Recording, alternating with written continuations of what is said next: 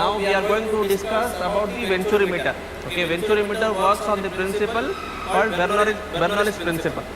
Okay, which says that the summation of pressure head, kinetic head and datum head is constant throughout the section. Irrespective of the section, the summation of pressure, kinetic and datum head is going to be constant. So venturimeter is one of the application of Bernoulli's principle. So these are the venturimeters. So what is the purpose of venturimeter? Venturimeter is used to find out the flow rate in a pipe. It can be horizontal pipe, it can be vertical pipe, or it can be inclined pipe. So these are the three set of venturimeter for different diameters. So this is 50 mm, this is 30 mm, this is 20 mm. So three set of diameters are there, and these three are aurifice meter. Again, this is also works on the principle of Bernoulli's principle. Okay, it works on the Bernoulli's principle. We are going to discuss venturimeter alone, and aurifice meter works as similar to venturimeter. So it has three sections. One is a short converging section, and a small throat section, and a diverging section. So intentionally the area is being changed, area is being disturbed, so that we can get some sort of pressure difference across this area, with which we can easily calculate the flow rate. So this is the principle. So what we are going to do is we are going to find flow rate through venturimeter, and we will be using some sort of formula. We will be calculating the discharge. We will be calling that as theoretical discharge, and we are going to compare that theoretical discharge with the another device which we call it as flow meter or water meter, which will directly give the discharge or flow rate through that pipe.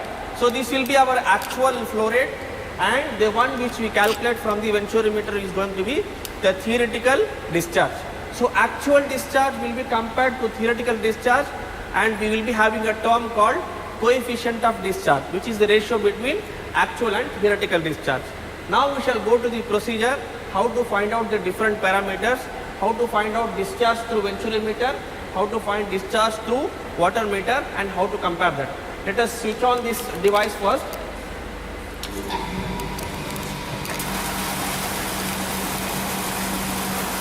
Now out of these 6 pipes, only this is open. We can see that this wall is completely open, the rest of the wall is completely closed, so that water is flowing through this pipe only. We have 2 tap-ins here. One is before the throat, another one is at the throat. So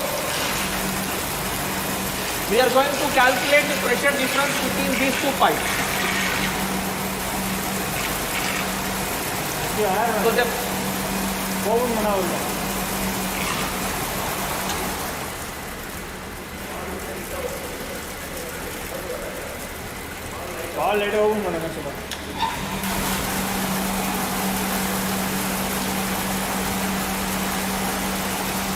So this pressure reading is being shown in the left limb reading.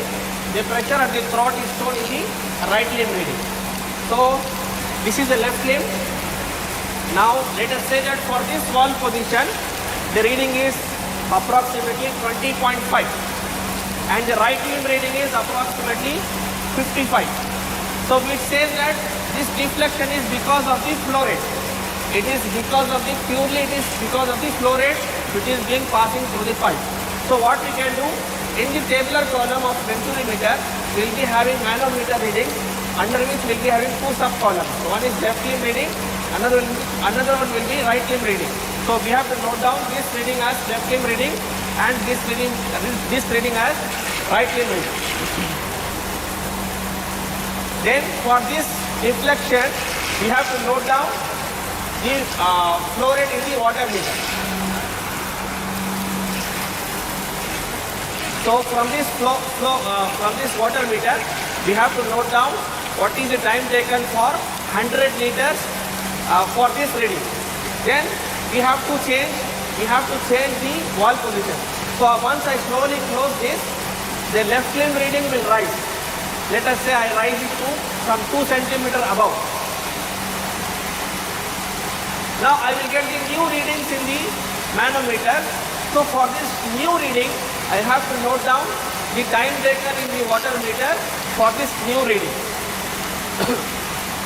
This will be my second reading. Again, I'll be altering the valve position. I'll get another deflection in the manometer. For that deflection, I have to note down the time taken in the water meter reading. So like this, I have to take some 5 to 6 set of readings by altering the valve position, so that I'll get new readings in the manometer. For that new reading, I can note down the time taken in the venturimeter. The rest is the calculation.